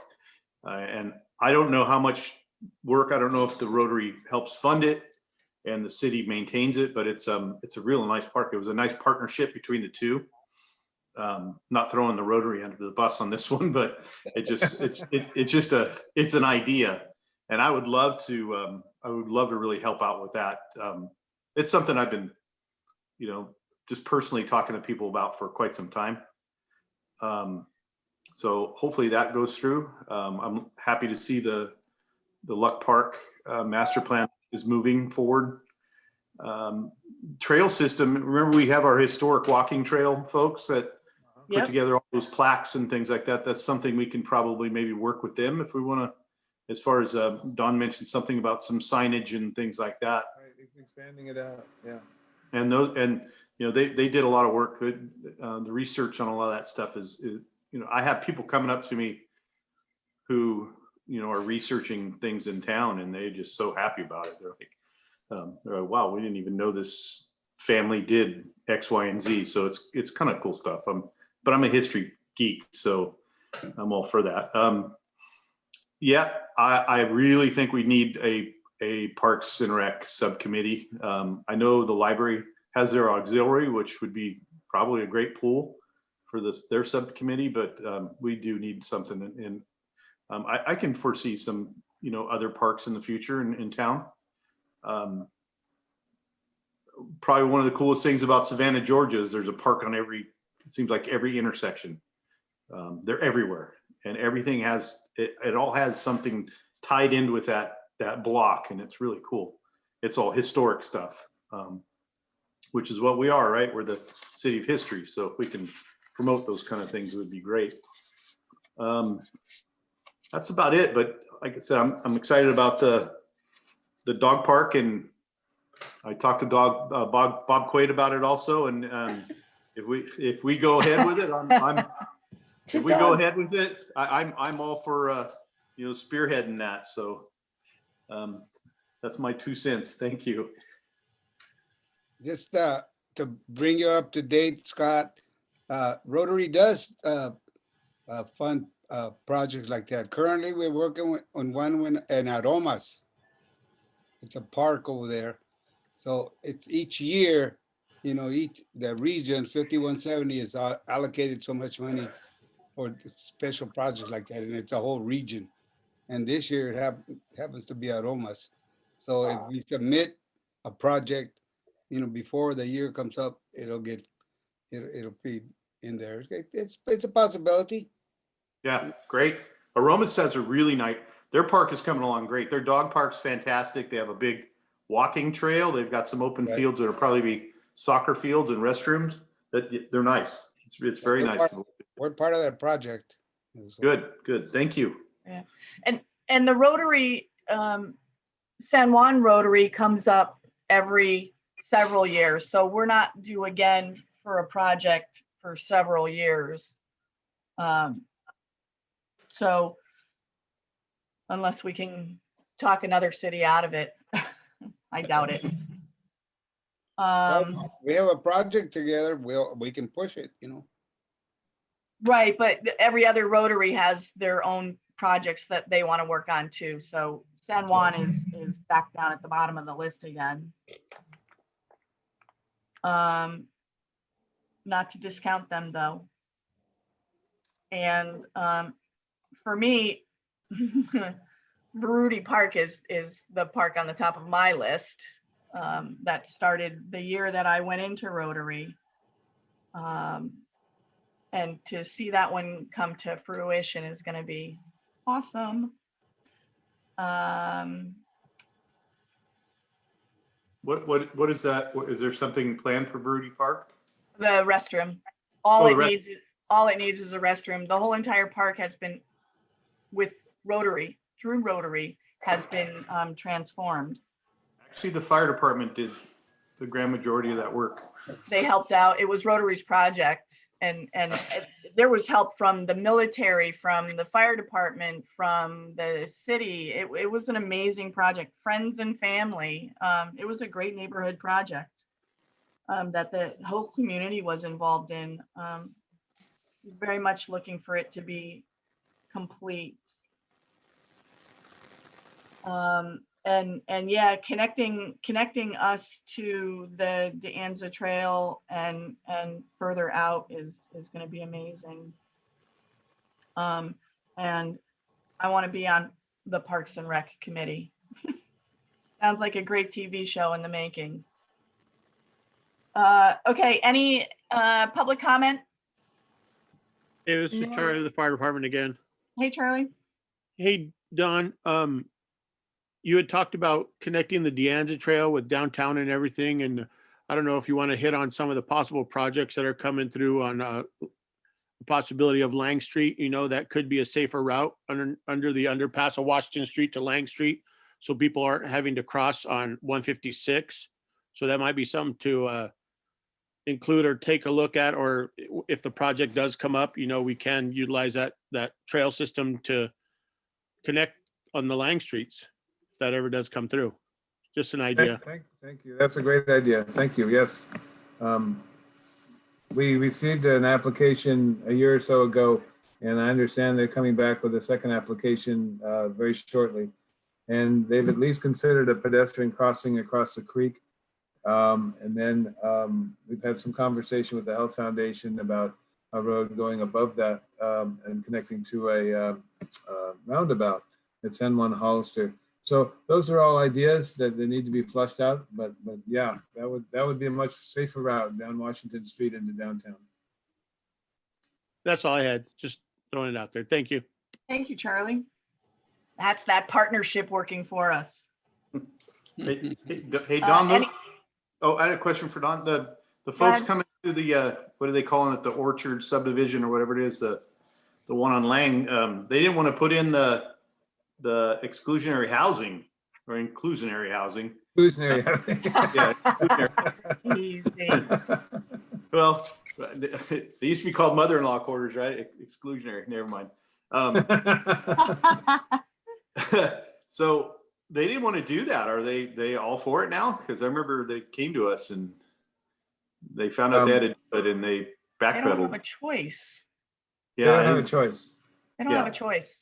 and I know they didn't want to punch through to Lang on a road because there's that creek and there's a lot of, it seemed to me they were worried about a lot of CEQA issues. Right. That's And that the cost of bullying. building the Sorry, go ahead, Don. and the cost of building the bridge for vehicles was very expensive as well. Yeah, Yeah. but That's- it would be great if there was a walking / electric cart path to Electric cart trail. There you To go. get to our- There you go. to get to our friends over at Copperleaf. That's all part of that bullying that you were talking about for developers coming in and telling us what they are going to do instead of us telling them what they are going to do. You're right, and we did tell So them. Scott, if you want that little electric bridge, you got it. You tell them. Okay. Go Awesome. for it. There you go. Hey, Scott, we could call it a fire access lane and make them put in Yeah. for 6. There you go. Oh, But geez. wide enough for your golf cart. Yeah. Yeah. A 40,000 pound bridge, huh? There you go. Oh, for a type 6, a lot lighter. It's still got to follow public resource code though, so it's gonna be what 41,000 pound thing. So yeah, maybe I'll sneak something in there. Awesome. Thank you, guys. Do we have any other public comment? Wait, you forgot me. I still Oh, have. I am so sorry. Councilmember Freeman, I apologize. So on item number 4, I'd also like to include, and we've been trying to do this for a long time now, 4 or 5 years, but I'd like to include a partnership with the school district to open up the volleyball and basketball courts to San Juan residents and of course students, so they can play. It's one of the very few schools around where if you go to Aromas, you can walk in and play basketball, run the track, have a good time, but you can't at San Juan. I've talked to the superintendent, Ms. Huntoon, a couple of times, and her thing is, well, it costs money to take down the fence and move the fence and such, and so, but we need to work on that. We need to make sure it happens eventually. We've had two students from San Juan School and Anzar High who made it to college basketball teams. Carlos made it on the Gavilan college team, and his brother Diego made it for Cabrillo until COVID hit. And so there is a need. And I want to stay on that and add that. So it's just being a partner with the school district. Thank you. And I'm not sure taking down a whole fence is warranted. Cut in a gate. Yeah. Yeah, it's a lot, They it's a already have, lot cheaper. that they want to move the fence for other Wow. security reasons. Wow. It would keep the balls in the court. That's not what they're worried about. They're That's- worried about vandalism and security for the campus buildings. Right. Yeah, Yep. yeah. Okay, good. Another, keep that partnership going. And John, I apologize for skipping you on that one. Do we have any public comment? No, Madam Mayor. Oh, wait, David Maderos. Thank you. David, go ahead.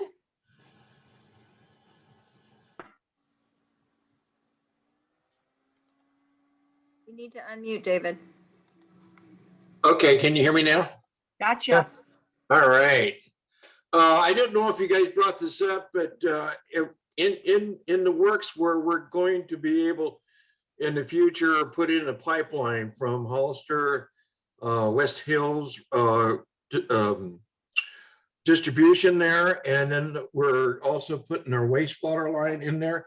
And there's going to be is there something else that we could do when it comes to hooking up the city of Hollister and San Juan Bautista when we're talking about trails and bike routes and things like that?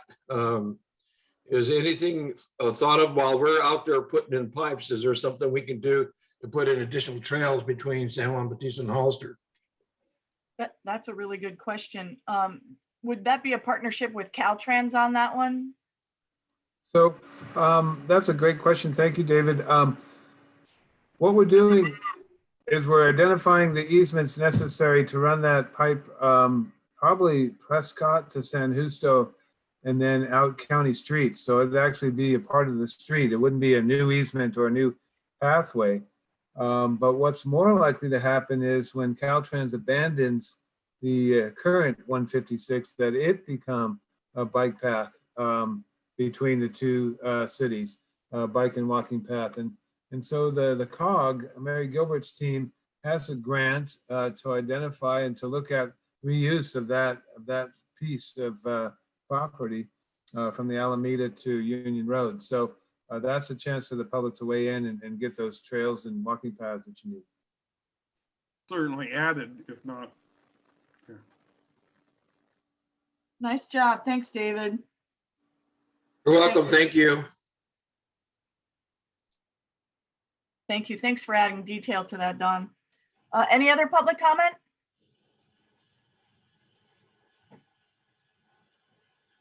Okay, 5, quality of life.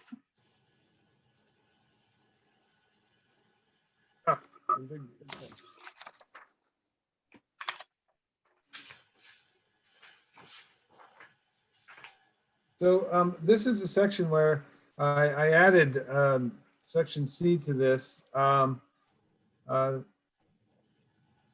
Section A is enhanced with the red language about the concept of a public safety committee or subcommittee to review our contracts and our services and identify these gaps in more detail.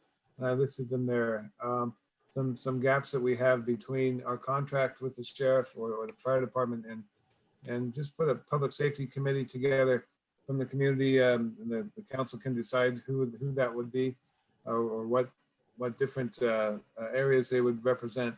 To study this further, I think if COVID weren't here last year, we would have probably jumped on this and gone in this direction.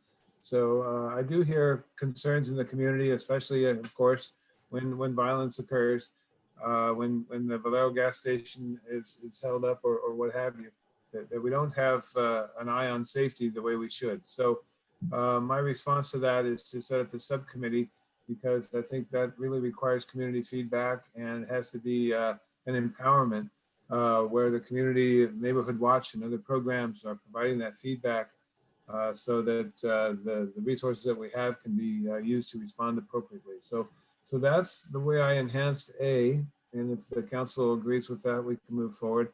And then B is resiliency to the city's quality of life. And I think what I heard earlier about the COVID-19 bringing our community closer together is really proven true. When I see Mary and others handing out food every Friday, the teamwork and camaraderie that is developed through that process is just amazing to watch. And so this is about listening to our neighbors and friends, and it kind of speaks to that very first slide that I shared with the council of empowering our community, not as customers, but as citizens, and having them be, having everyone be in a partnership together. And then C was my remove inequities, was the way I phrased it, and celebrate the strength of the community that comes from strong and diverse community. There's a lot to be There's a lot of benefit from nurturing diversity and being an inclusive community. And of course, a community that wants to attract tourists wants to be an inclusive community because we want tourists from all kinds everywhere to come and visit us. So that's, I enhanced the quality of life from last year and tried to give it a little more oomph, so to speak. So I'd be happy to, I want to hear the council's response and if it's appropriate or inappropriate and how they'd like staff to proceed with this specific topic. Thank you. Thank you. Councilmember Edge. Yeah, I like, actually, I like all of it. And I was going to mention the food distribution that we do on Fridays. It has brought a lot of people together. And some people are new to the community. And I mean, it's just really developed a camaraderie between all of us. And then just recently, we had a new man come with his son and his grandson. And they were just, pitching in and helping and just really enjoying what they were doing. And they've only been here 3 months. So anyway, yeah, I wanted to speak on that, but everything else, I'm fine with it. So I have no other comments. And thank you, Don. Thank you very much. Vice Mayor Flores. I just want to say thank you, Don, for the work that you've done, and I'm in agreement with almost everything here. Thank you. Councilmember Friels. Thank you. I like what I'm seeing. Being a kid that grew up in this town, it's always been a very close town. As far as a diverse community and a very helping community. I'll just tell you a quick story from back when I was a kid. Some of the farmers in town knew some of the families that struggled, and they would just take it upon themselves at 4:30 in the morning to drop off produce on their doorsteps. And my dad, a kid who was born and raised in a suburb of Detroit, had never seen anything like that. And he just thought it was just the coolest thing, and made him fall in love with this town. So that kind of the diversity. I've got another diversity story, but it'll take too long. I just had somebody. I had a fire chief ask me about diversity in the fire service, and I was thinking about guys who turn wrenches and electricians and everything, and he meant it was when the whole new cultural diversity thing was out, and I just kind of laughed. And he said, "What's so funny?" I says, "I grew up in San Juan Bautista. Doesn't get much cultural diverse than that, So he was from a big city and he didn't get it, but yeah, a public safety committee would be nice. I remember when I was a fire chief, I had to sit in on a grand jury question and answer thing, and they said, "What's the biggest problem we have in San Benito County?" I says, "The lack of public safety." I mean, it's like, out of the 10 things on a list in San Benito County, public safety, in my opinion, it was number 10. Our everything from our police protection to our paramedic service is just inadequate. But those are baby steps, and we can hopefully get through that. And I think we have a great partnership with our fire department now and the sheriff's department. I'd like to continue those. But no, everything looks good. Thank you, Don. It's a great list. Okay.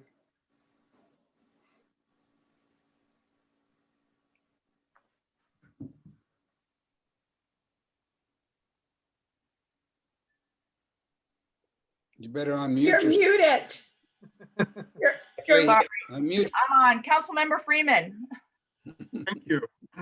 Just following up with what Scott said, I pretty much agree with his statements. I think we have very good working relationships with the Hollister Fire Department, the county sheriffs, and level 1 security. And I think with the 3 of those things and community involvement, we can have a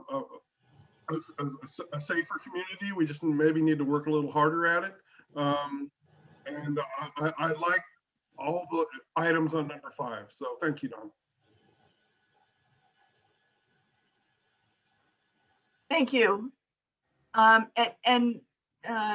This brings me back to the calendar for nurturing diversity. Our community is amazingly diverse.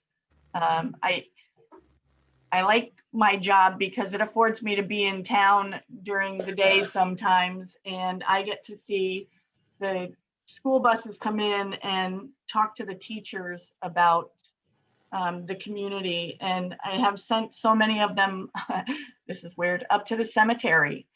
I mean, that's a story in and of itself, the different sections that it has.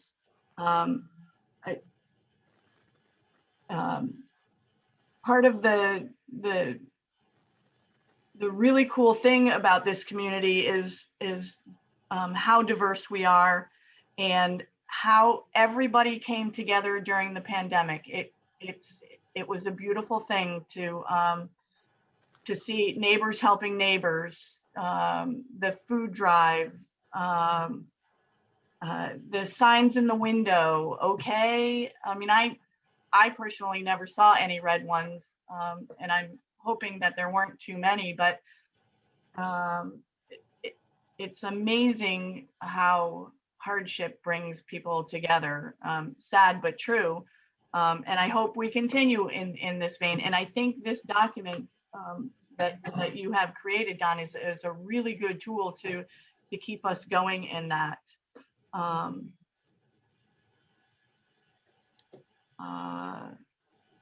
There's a couple of other things that I have on A and C that I'll talk to you about that I want to see going forward as part of things to do. But I'll throw that around with you first. Do we have any other public comment? Madam Mayor, there are no hands raised. Thank you very much. Any other questions, comments, or concerns from the council? Yeah, I do. I have, Madam Mayor, I have a question slash concern. I don't think it's going to be that earth shattering, but our resolution has some typos in it and dates that are wrong. Can we improve a resolution that has errors on it? So we can approve it as amended. So I'll double check and proofread that, Mayor. Apologize. And of course, we bumped it to the 23rd, so the date is definitely wrong. But we'll amend it, and we'll amend it with these additions that we talked about tonight, and send it out to the council for review before the mayor signs it. Perfect. Yeah, So, it was. So do we vote on it then? We will. I'll call for a motion in a moment. Okay. So it was in the fourth whereas, a typo, and the last whereas, there was no discussion held on the 16th. It was held over until the 23rd. I need to update it. Thank you. And then the last passed and adopted would be the 23rd also. The document itself, we amended tonight, which was really good. And so I'll update that and get it all in nice format for you. Perfect. Thank you very much. I had some input on that resolution, on the last whereas. Yeah. It says, they relate to maintaining the city's small town charm and preserving its history and identifying and closing the gaps in services that promote, preserve, maintain the quality of life. And whereas, anyway, I want culture in there somewhere. It has to be history and culture. Art or just culture? Culture would be better. I think just culture. Which Okay. whereas is that? The last one. The next one, the second to the, or coming up from the bottom is the second one. Oh, okay, Says, okay, okay. special meeting held Tuesday, September 23rd. It should be 2020, not 2021. 2021. Right. But I think we mentioned culture in this plan, however, in the resolution itself, there's nowhere mentioned, so I think it should be mentioned. Yes, okay.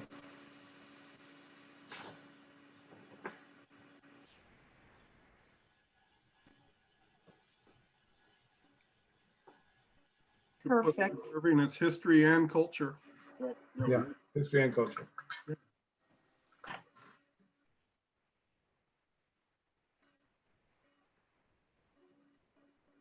Okay, awesome. Thank you very much all for your input. So I'd like to call for a motion to approve resolution to adopt the strategic plan for fiscal year 2021, 2022 as amended. So moved. Thank you very Second. much. Thank you very much. May I have a roll call, please? Yes, certainly. Councilmember Edge, Yes. Councilmember Flores, Aye. Councilmember Friels, Yes. Councilmember Freeman, Yes. Mayor Jordan. Yes. All members of the council being present, the motion as stated by the maker passes unanimously. And that's resolution 15. Who Thank made you the very second? much. I missed that. I I'm did. sorry. No, Mary. I did. All right, thank you. Thank you. Thank you very much. Can I have a motion to approve the affidavit of posting the agenda? So moved.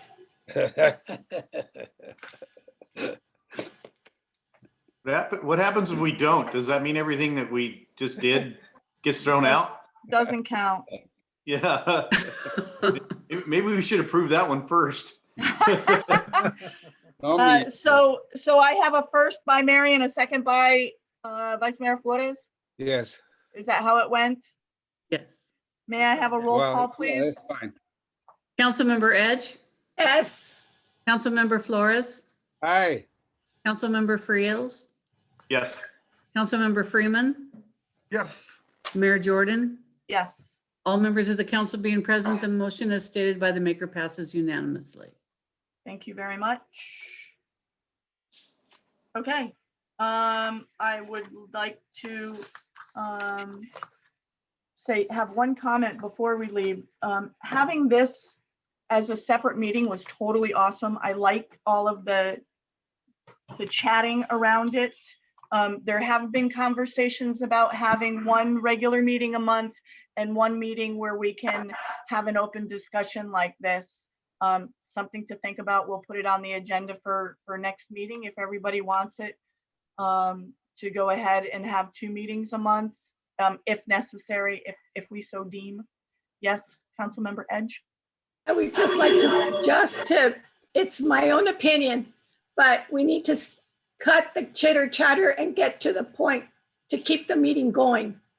Because this was really long. Well, This was- everybody's got an opinion though, so, I mean, when you say cut the chitter chatter, what's your? Well, that chit chat, when we make our comment, go on to the next person, they make their comment. Yes, refrain from our interjections. Exactly. Sorry, I was big on that tonight. Okay, I will now entertain a motion to adjourn. So moved. Let's All go. right. We have Vice Mayor Flores as a first and Councilmember Edge as the second. Can I have a roll call, please? Councilmember Edge, Yes.